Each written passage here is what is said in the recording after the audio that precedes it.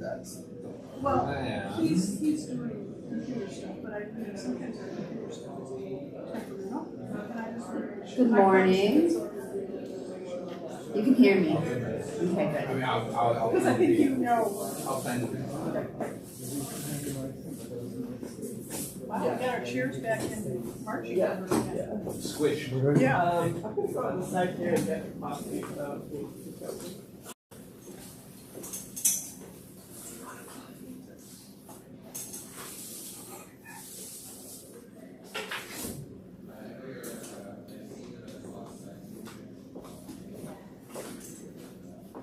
All right, good morning. I'm going to go ahead and get started since it is 9:30 and I want to make sure we have an opportunity to talk about, do this adult forum. For those of you who don't know, I'm Marianne Philbrook. I am the curate here at the cathedral, and curate is the fancy Episcopal word for first job out of seminary. So I graduated seminary in May of 2022 and started working here in June. And I am currently a deacon, and I will be ordained a priest in March. Early March, you'll be finding the date out very soon. And everyone's invited. It's going to be here at the cathedral. It's going to be a really big celebration. Today, I wanted to talk some about our book of the month. And we picked this book called Evicted by Matthew Desmond. It came out, I'm not sure when it was published, but maybe 5 or 6 years ago, or 2016 is when it came out. And it won the Pulitzer Prize in 2016 for the work that he did. So I want to talk some about what this book is, and then tell you about an opportunity that you actually have in a couple weeks to go hear him speak here in the Lehigh Valley. So I first came across this book last year when I was in seminary, and this was the book we had to read, and he came and spoke at my seminary. And this book is, I don't want to say it's easy to read, because it's not, but it is a joy to read because of the way he writes. So his writing style is really good. And at the same time, this book is about, Matthew Desmond in 2008-2009 embedded himself for 18 months in the lives of poor people in Milwaukee. And he followed them as they got evicted. And then he wrote their stories. So this chronicles the stories, I think, of 10 people, including 2 landlords, in the process of evictions across the city of Milwaukee. It's really hard to read. And it is an incredible story about how hard it is to find stable housing in this country. So what are we going to do today? I got a picture of the book, and we're going to talk about kind of what Evicted is about. I have a little video that I'll show you in just a minute. And then I want to give you a quote he actually used at the end of the book about how important housing is. And then we'll talk about what's going on in the Lehigh Valley in regards to evictions. And then we'll have some time to talk and discuss. And another opportunity for book study as well later this month. Yes, the book study is happening in 3 weeks. So this is the video. Hopefully the sound will come through as well.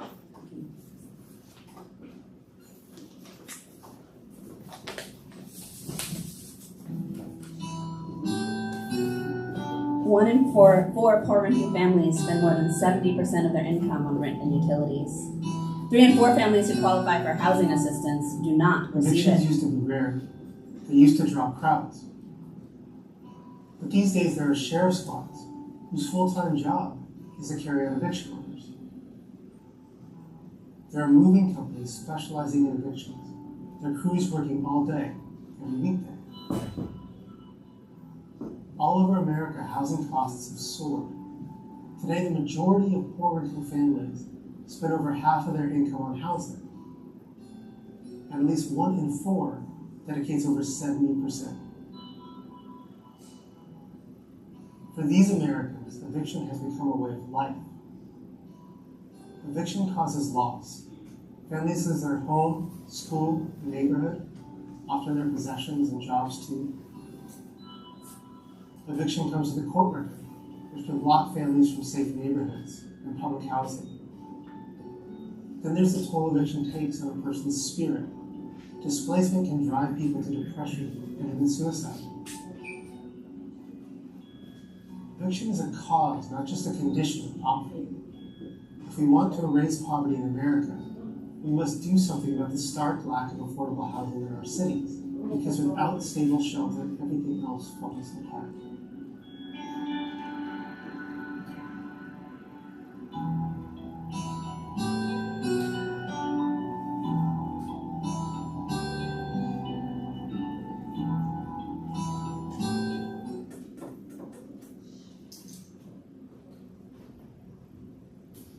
So that was a bit of about this book. Like I said, I highly recommend it. And please just read it if you have an opportunity to.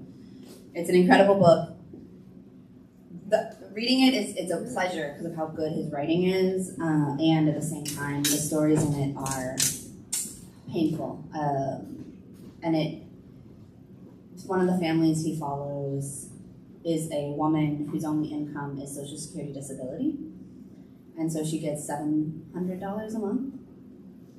And the only place she can find to rent for her and her 3 kids is a 1-bedroom apartment for $600 a month. And then she's living there, and the housing inspectors come and say, this isn't fit for human habitation. And that was all she could afford. So, and then she had to go through the process of finding a new apartment, which was $625 a month, which meant she had $75 left to pay utilities, provide food, provide clothing, provide the necessities for her and her 3 children. So those are the kind of stories that you hear about. And he does a good job of talking about the structural realities as well as the individual stories. So he ends his book with, this is in the conclusion. He says, does someone else want to read what I wrote up there? Because I don't have to read it. The home is the center of life. It is a refuge from the grind of work, the pressure of school, and the menace of the streets.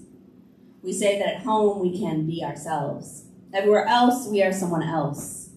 At home we remove our masks. Home is the wellspring of personhood. It is where our identity takes root and blossoms. Where as children we imagine, play, and question, and as adolescents we retreat and try. The home remains the primary basis of life. It is where meals are shared, quiet habits formed, dreams confessed, traditions created. America is supposed to be a place where you can better yourself, your family, and your community. But this is only possible if you have a stable home. So, yeah, that's the importance of having a home, as we talked about it.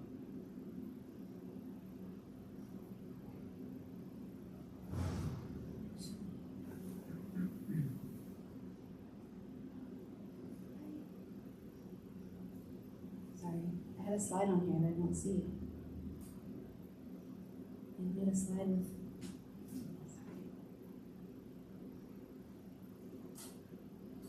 I'm gonna do something I don't normally do because I've made a slide and then somehow it didn't get saved. So I'm just gonna go to a website, and it's a great website that was created out of after this book. There was a realization that there is no national data tracking on evictions. So we actually don't know how many people get evicted every year, because every state, every city, every county does it slightly differently, and there's no data on it. And so, being an academic at Princeton, Matthew Desmond created this website and then started getting grad students and other people to actually collect the data from across the country on evictions. And so this, you can break it down all the way down by county to look at what the eviction rates are. This data only goes through 2018. So, and it tells you, what I was gonna say is that we can look at, if we go to the map here, and I apologize, I had actually created a slide with our counties on it.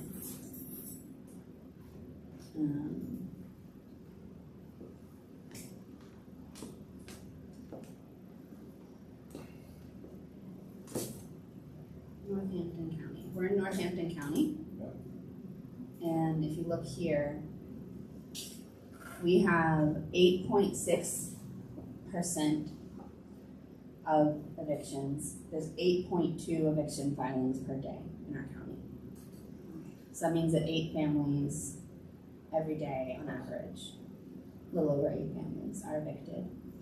That is higher than the national average, and it's significantly higher than the state of Pennsylvania average. Yes? Can you explain the percentage? So is it like 8.6 of renters are being evicted, or what is the denominator there? Yes, I believe it is 8.6% of evictors. Right.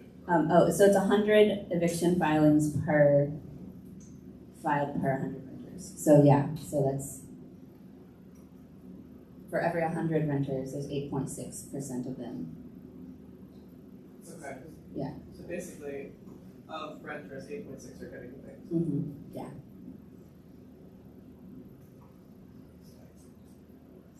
And this gives you some census demographics about this county, right? The median gross rent is $1,000 a month.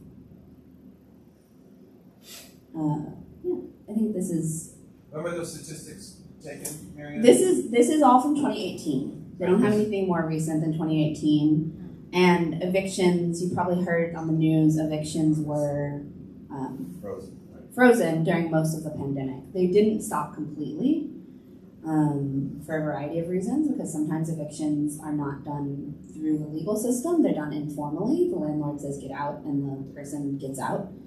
And so that still happened during the pandemic, especially if people didn't know their rights and didn't know they didn't have to leave.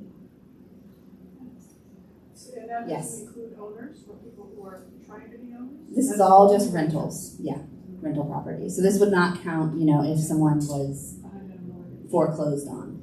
Yeah, this is just rentals. Yeah. Yes. What?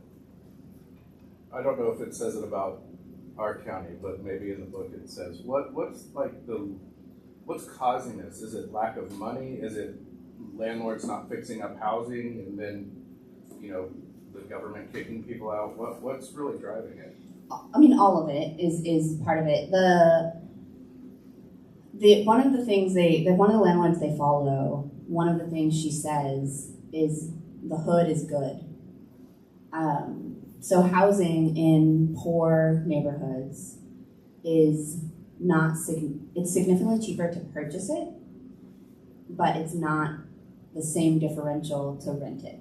And so you can purchase a poor, dilapidated house in a poor neighborhood and then rent it out, and you're gonna make like 80% of what you'd make if you rented out a really nice house in a fancier neighborhood. And so there's an incentive for landlords to purchase more and more houses in poor and dilapidated neighborhoods.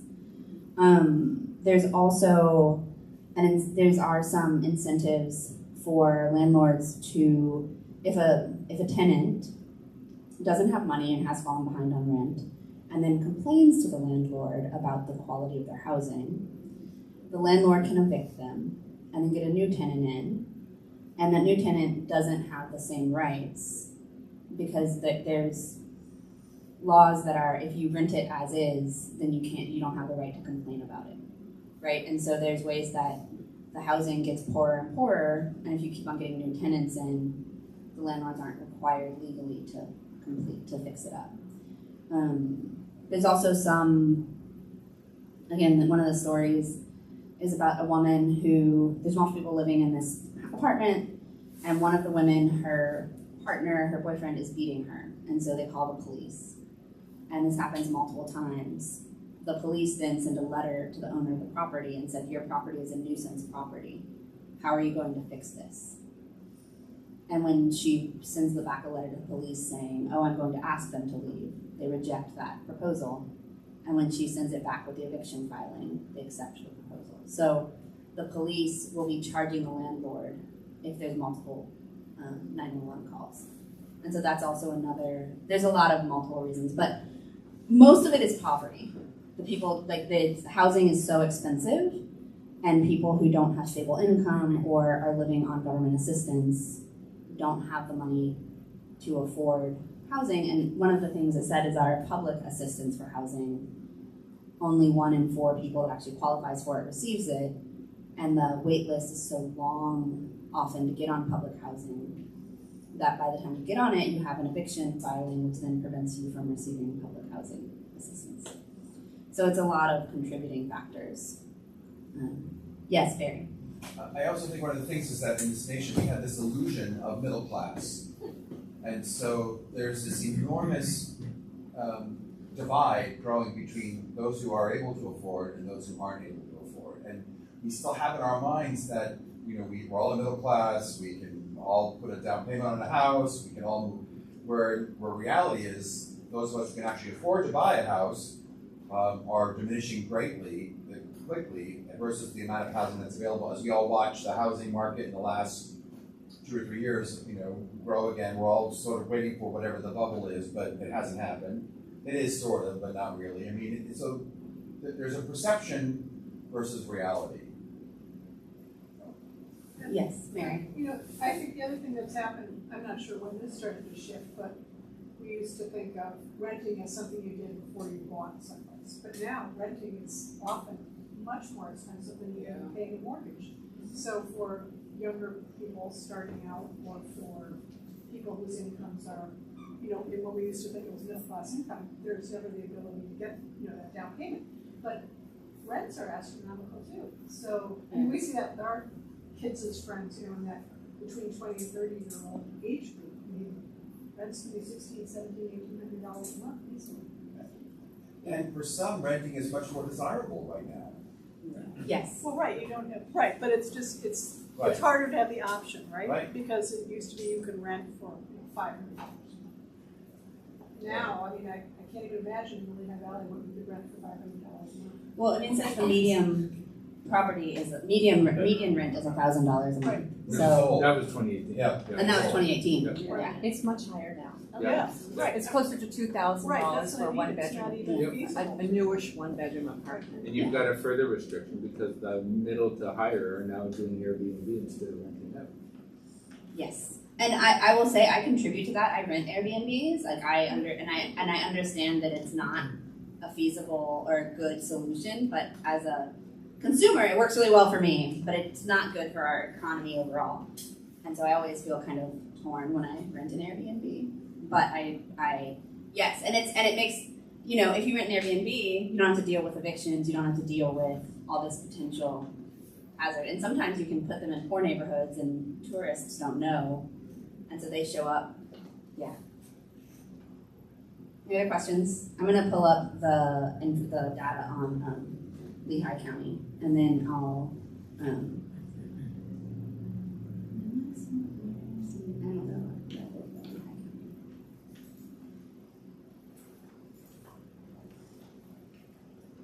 So Lehigh County has a much higher evictions rate. What's the median rent in Lehigh, I guess? The median rent is actually the same. I mean, according in 2018 it was. Like I said, I don't know for now. We have 2020 demographic census info, but this they haven't. They're doing some new stuff, so they haven't updated this since 2018. And it looks like it's hitting Hispanic population disproportionately in both counties. Yep. That is not surprising, right? Well, I mean, so Lehigh County is 65% white and 23% Hispanic, but Allentown is just over 50% Hispanic. In the school district, it's 72% in Allentown. Wow, yeah. So that also, I mean, it depends. I don't know. This is just the whole county. It doesn't break it down by city. So it could be that Allentown is where people are getting evicted. We lived in Allentown before moving to North Bethlehem, and the rent was, I mean, we lived in a nice place, frankly, and the rent was astronomical we were on South Allentown, so we weren't, near downtown where you hear about a different shooting every day, but it was still what we pay in a mortgage for a nice house in West Bethlehem. And it's that silly catch-22 where, look, bank, I've been paying this much in rent for a decade. Let me buy a house. But no, you can't buy a house because you don't have the assets to buy a house, except I do. Yep. We got lucky in that we had family to help us, but Well, and that's part of it too, right? Like family help isn't always available when people are generationally in poverty. Well, and I know another thing that happened during when the house prices kept going up, what happened to us and happened to some friends of ours, is we had private landlords that we rented from, and rather than continue their leases, they sold the houses. And so that forced us out, and we had to start finding either another place to rent or a place to buy. And that happened to some friends of ours as well. Yeah, but I mean that That's not happened gonna show up to on me that. in Chicago, so that doesn't. It's happening everywhere. Yeah, right on the south side. Abbey Hall took the house my daughter had rented, and I was in it also. And the guy, our landlord was sweet, but he took advantage because the guy came in and said, I'm buying what it was a hotel and a bar next door, and he wanted the house next door, which was where we lived.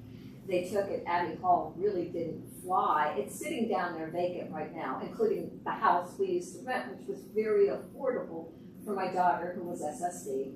And I don't think she would ever found another one or found that she had died before that. But I look at that and I drive by and it's empty. It's empty. Mm-hmm. I live in an apartment complex. I see them come and go. Actually, it's not bad as far as affordability, but for most of the families, it's tough, and I'll watch them move in a second family to help. They get caught, guess what? They lose their housing. Mm-hmm. Section 8 will take their housing away from them because they found a way to sustain two families in one apartment. Yeah, I just looked at the most recent numbers. It's for a 935 square foot apartment in the Lehigh Valley. The average rent is $1,585. That's fabulous. Yeah. So Yeah. we don't So- afford. So And if you're living on Social Security disability income, I think it's still like $700, $800 a month. So for people I know who have been renting looking to rent, you have to pay security 1 month in advance, the last 2 months rent, and some of the complexes are asking for 14 months lease.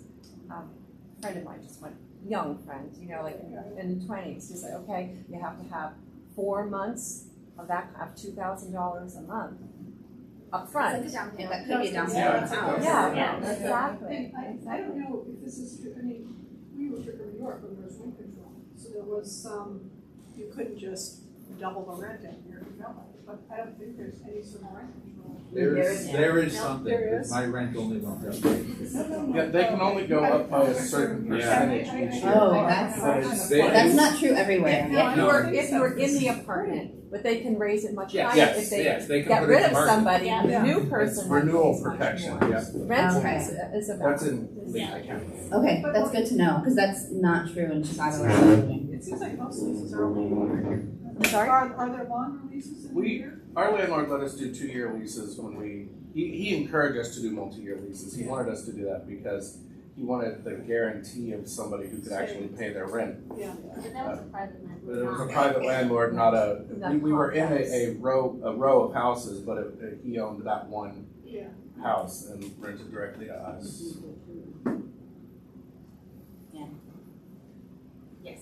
As a minor point, I think that it is a super difficult issue because it seems to me that there is a number of incentives that are wrong in the sense that first, I think that house owners are part to blame, right? Because a lot of people, the reason that actually a lot of people go for home ownership is because they have a lot of tax incentives, and those tax incentives are very regressive because they usually accrue to high income people, right? So like most low income people, they're not going to be able to afford a house.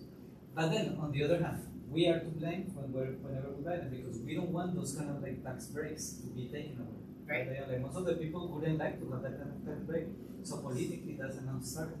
Yeah. Right. Yeah. So the only way in which actually you can do that, for example, like the figure of the condo was imported from Puerto Rico because over there much more people consider renting as a way of life, right? Whereas Right. over here, I think that and in other countries, a lot of people they're perfectly fine with renting all their lives because there's more structure than. I think over here there's this, and this may relate to the point that Father Barry was saying, that there's this dream of the middle class. There is this dream that you have to be a homeowner, and that it's not for everybody. Yeah. That you have to create this structure that allows a lot of people to rent. Because anyway, now with rising interest rates and with the cost of entering, it's almost impossible, right? So you basically are closing that door. Yeah, that's really true. I'll get to you just a second. I want to tell a story from this book that I think talks some about that idea of the American dream. So he embedded in a trailer park, because in Milwaukee it's a very segregated city, and so the trailer park on that side of town was where all the poor white people were living, and then he went to the other side of town where it was mostly poor black people. And in the trailer park, one of the ways that the owners of the land would I would say trick people is they would sell them their mobile home. They'd sell them their trailer home, and it was in a terrible condition, but they'd sell it to them for a really cheap price. But they'd have to pay rent for the land where the trailer home was installed. And we call them mobile homes, but they're not mobile. You can't move them. They're hooked up to electricity, they're hooked up to water, they're hooked up. You can't move them. And so then, when things started breaking, these people who barely had enough money to afford their rent, they were the ones responsible for fixing these homes that they had purchased. And then, if they couldn't pay their rent on the land, the landlord could still evict them. They can't take their home with them. He can sell it to the next person. And so this was a way that the landlords in the mobile home parks got around fixing up the trailers, and also preyed on this idea of the American dream, that like, oh, I should be a homeowner. And if you're not well educated, don't know that this is what somebody could do to you, you think it's an opportunity to really live into that American dream. And so that's another example of how our culture kind of dissuades us from it can kind of encourage that sort of unintentional. Out of curiosity, on that type of situation, who was financing the home? Because most homes need a home inspection. He was financing them, wasn't he? He was financing them, and he was selling them for like $1 or $2. Like he was selling them for super cheap. Yeah, and so that's where a law could step in and sort of like squash that idea that you don't finance the same thing that you can sell. Right. As far as, you have to go through a financial board that watches what you're doing as far as inspections. Yeah, well, one of the things he followed was actually the homeowners in that, and they got together and were suing the landlord for some of these practices. So there was some of that. Yes. I don't know if people remember this, and I don't remember it too well, but 5 or 10 years ago, there was a period of time where builders were putting up houses in the Poconos, and then they were getting a lot of customers who were coming over from New Jersey, where the houses were much more expensive. However, the builders were getting loans from the mortgage for the prospective owners, but the amount of money that was in this mortgage was such that people who bought the house couldn't pay it off, and there was a lot of misery up there on that account. Yeah.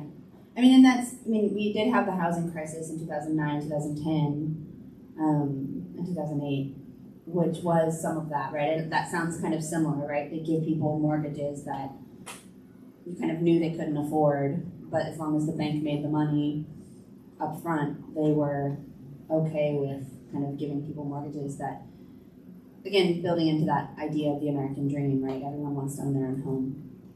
Did you have something you wanted to say? Yeah, one thing I've read and noticed is the individual private landlords are also partly because of COVID and the non-eviction, they've not been able to maintain the properties and they've had to sell to corporate to have bigger money because they're able to do IPOs. Right, and that this is the thing, like if and they follow some landlords in this and you kind of understand a little of their plight. They are buying these properties and they have payments they have to make on these properties, right? And so if they don't get their rental income, they then have trouble making their property payments. And so it's right, if someone's not paying for months on end and you need someone who's gonna pay, what do you do? So I mean, I get that on that land, and on that hand I understand, but then some of the tactics they're using to avoid fixing up the buildings or to avoid the real issues of poverty are also, it's problematic to me. I added up here the overall Pennsylvania statistics. So if you can see, the Lehigh Valley has higher evictions rate than Pennsylvania overall.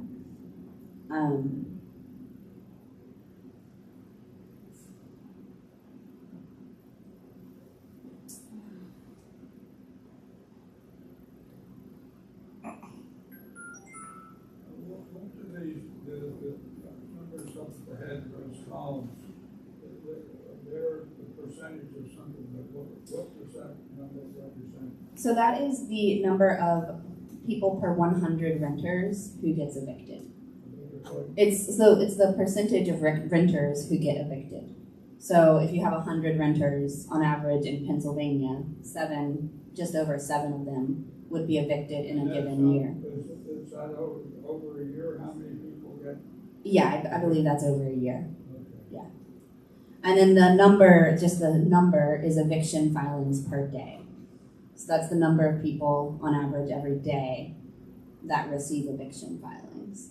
And so obviously it's 329 across Pennsylvania, but 18 of those 329 would be in Lehigh County and 8 of them would be in Northampton County. So that represents includes the number of people all together and not just the number of families.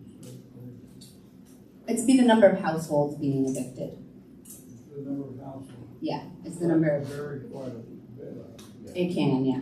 Yeah, and some people get evicted multiple times in 1 year, which also then change, if you get evicted from one place and you find another place but you still don't have any money, you can end up getting multiple evictions in 1 year. And one of the things they talked about is like when you lose your housing, it has a cascading effect. So you lose your housing. I mean, moving is stressful, even when it's a planned move.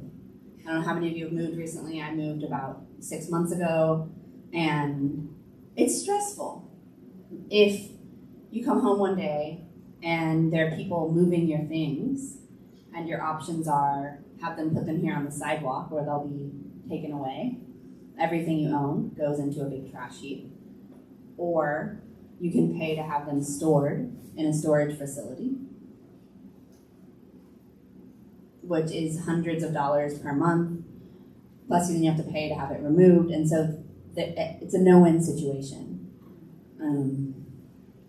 And so it causes you to lose your belongings. Most belongings in storage facilities are never picked up, so people pay and then still don't get their belongings. And then you lose your address, which means that if you had any mail or benefits or important mail coming to your address, you don't get that mail. Your kids may have to change schools. It's a cascading effect when you lose your housing. Yes, Mary. So does this author provide any suggestions? Or, I mean, it's, what can possibly help the situation unless there was some government incentive? Because, most people who can afford to buy places to rent or build houses, they're not doing it for the good of humanity, they're doing it to make money, right? So if people are in a position to buy, rent, whatever, provide housing, where's their incentive to do it and not make as much money as they might be able to? Right. He does have some suggestions for policy changes, increasing and making the affordable housing The affordable housing that we have currently is actually pretty good. It's just it's too hard to apply for and there's not enough money for it. So he suggests just increasing funding to our current affordable housing programs by the government. He says that would be like the programs that exist are decent, but they just are very underfunded, and so there's not enough money for everyone who needs the assistance to get the assistance. So he says that is one pretty easy solution, just increase funding. He also does suggest other governmental solutions, yes. So, actually, my question is relatively on the same line. Because I think that in many of these cases, government can be a solution, but in the US, I think that like there is a big proclivity to have private solutions, right? So that, you know, and sometimes churches are some of the like organizations that actually rally in order to provide solutions, right? You know, I don't know about evictions, but for example, with refugees, Bethany Ministries does a lot of the relocation and things like that. So are there any private, maybe for profit, but like with some kind of like good motives and like good motives, let's say like good kind of like incentives, organizations that are kind of like working in this space? I am not sure about that. That's a really good question, and I just honestly I'm not sure.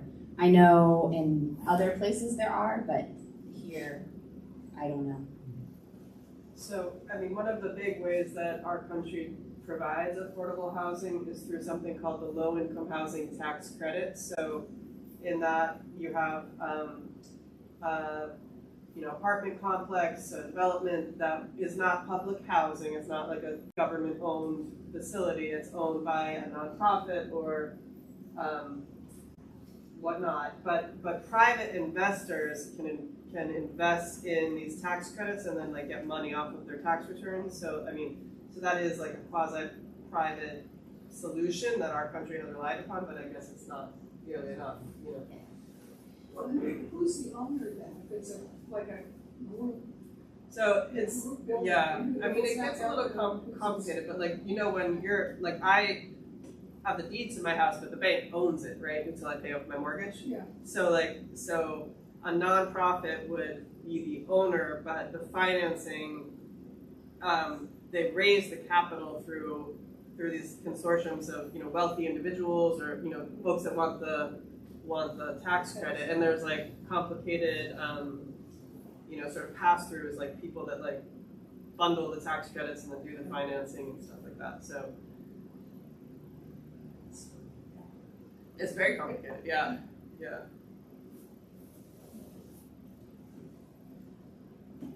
So it's I think it is very complicated, and poverty is the cause of this, right? Like, and this exacerbates poverty. It makes it all worse.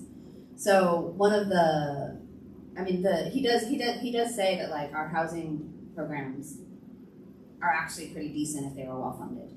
Like the way we do housing vouchers and other things, it gives the person the autonomy to go. They say, here's money, you can go rent an apartment, and that's Section 8. And that's Section 8 housing. Not everyone takes Section 8 housing, which is, they're supposed to legally, but they find ways around it. So that is part of it, is more funding that. Because right now, I don't know what the wait is here in Northampton County, but in places like Los Angeles and bigger cities like New York City, it's like a 10-year wait. But doesn't that just, so we say, better funding would help alleviate the problem, but if subsidized housing in some way knows that the government is just going to keep providing more to pay for subsidized housing, it's the same as what happened with health insurance. How do you stop that incentive to just keep raising the price because the government will kick in and pay for it? That's exactly what happened with health insurance. So the subsidized housing, they only pay, I think, 120% of market rate. And so that actually is part of the issue, is that like, if your market rate is going up and up and your voucher, they know that they won't pay more than 120%. So if $1,500 for an apartment, they pay, if you wanted to get an apartment, they would only pay $1,700 or whatever 20% is on top of that. So that's one way that it's not that they'll pay whatever your rent is. It's only. No, but if market rate keeps rising and landlords say, well, hey, I can raise this because I know government subsidy is gonna pay 120%. You know, at what point do you, what's the way to break that cycle?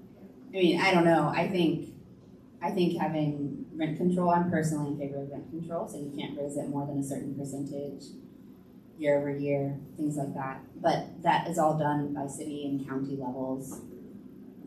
So. Now, you mentioned that you read this book when you were in seminary. Yes. That suggests to me that maybe there was some thinking behind that somehow the church could have a role in this situation. Yeah, I think the church can have a role in this situation. I mean, it may be common knowledge, but priests in every church have what's called a discretionary fund, and that is money that they can spend for whatever they think is necessary for the common good or for the parish. And often that is people coming and saying, hey, I need help with rent this month. And we can say, okay, how much is your rent? Who's your landlord? And we can either write them a check or write a check to their landlord. That's something that happens on an individual basis. We also we as a church we could try and start some sort of, like there are ways that the church can help. And I think part of the reason I read this book in my seminary is that I went to Union Theological Seminary, the Episcopal Divinity School at Union, and that one of the tenets is that faith and social justice walk hand in hand. That faith is not, when your faith is lived out, that is what social justice is. And so that's part of the reason we read this book, is because we do need to take action on this. If we just wait until people are homeless or wait until people are literally don't have anywhere to go, then it's so much easier and so much more humane to help people to prevent evictions. And so reading about how it is for people when they get evicted and hearing their stories and as a way of kind of moving our hearts towards loving people that maybe we haven't had the experience of being evicted. I don't know the details of it, but I know that the National Methodist Church has a fund which is raised by selling notes which are not guaranteed. In other words, if they go bankrupt, you don't get money back. But then they pay a presentable interest to the holder of the note, and then invest that money in good works of some kind. I'm not sure exactly what it's on. Yeah. I mean, the Episcopal Church does some good investing. I don't know how much we do around housing investing, but we do. The Episcopal Church does a lot of on like a church-wide level. We do a lot of that as well. And you know, and we are a property owner here. Like the cathedral owns some properties. What do we do with those? You know, I think that's a question too. Trinity Wall Street in New York has been pioneering some of the work around how to responsibly and ethically be a landowner because they own a ton of land in New York City. Because they own so much money, they make so much money. Well, and they used to not be they used to be kind of slum landlords, and they recognize, hey, we're a church, maybe we shouldn't be doing this. It was or is the largest landowner in Manhattan, Trinity Wall Street. Yeah, it's a wonderful church, and they have a lot of money because they own a lot of land. Yes. There was something in the paper this week about New Bethany doing some new things for housing, but there wasn't a lot of detail. Do you know anything about that? I don't know all about it. New Bethany, I think a lot of their work evolves around after people are homeless. Right. And so they do some housing. They do have some housing where they actually house people. Right. They are working on building a shelter to house people who are homeless. So after they've been evicted, they can go and have a house. I don't know what they do around preventing eviction.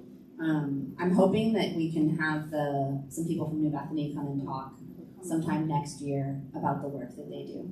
Yeah. So I wanted to let you know, so Matthew Desmond is going to be here in the Lehigh Valley. He's coming to DeSales University on Monday the 14th.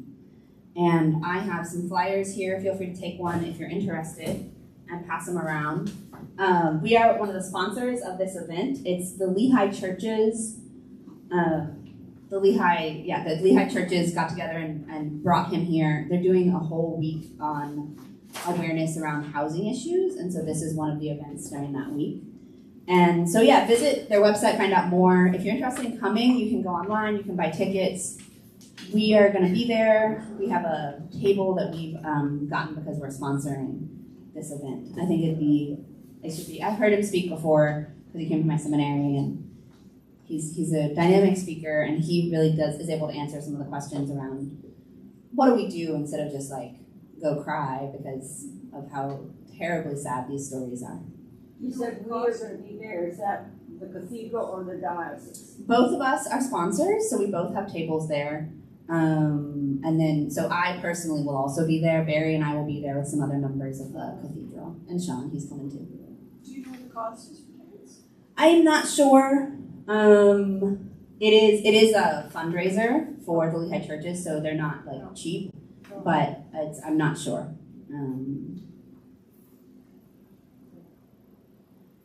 Other questions?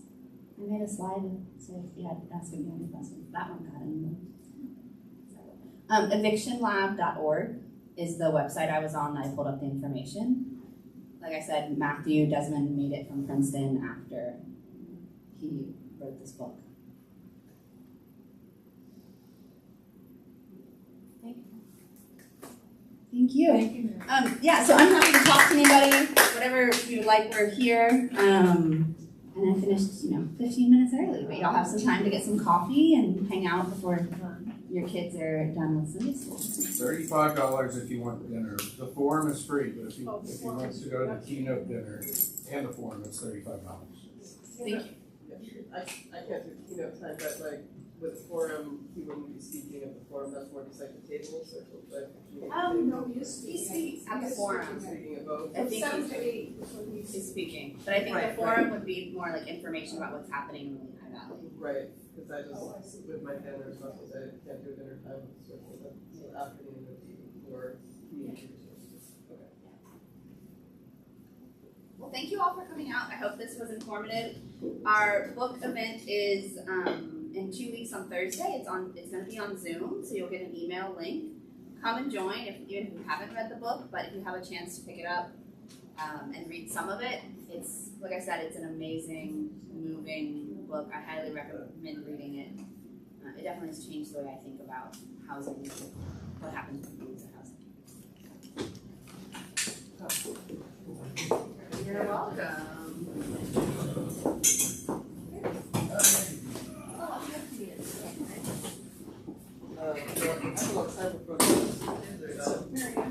Yes.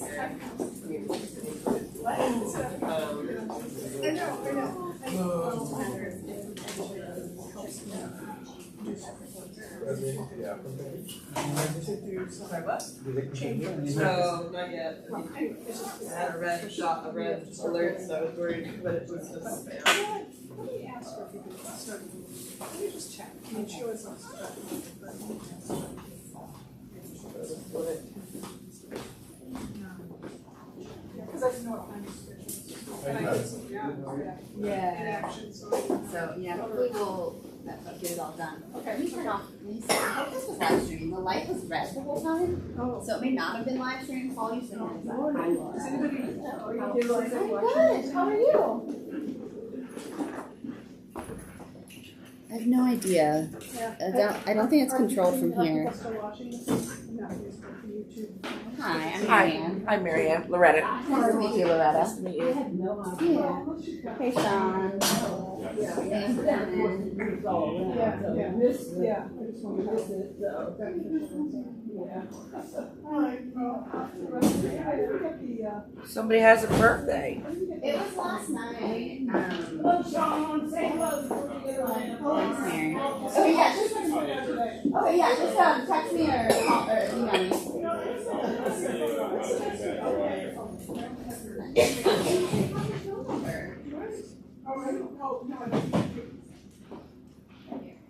Oh, okay, that's your, I don't know that check. Yeah, that's mine. Okay. That's my phone number. I got all parishioners. Gee, that's trouble. Yeah. Well, it's a Google Voice number. Oh, okay, Yeah. so you know, so if you text her, it's. It all comes through. It's just I just know it's a parishioner. Yeah. I don't give that number out to somebody else. Yeah. It's helpful. Yeah, yes and no. Right. That's fabulous. All right. Thanks, Mary.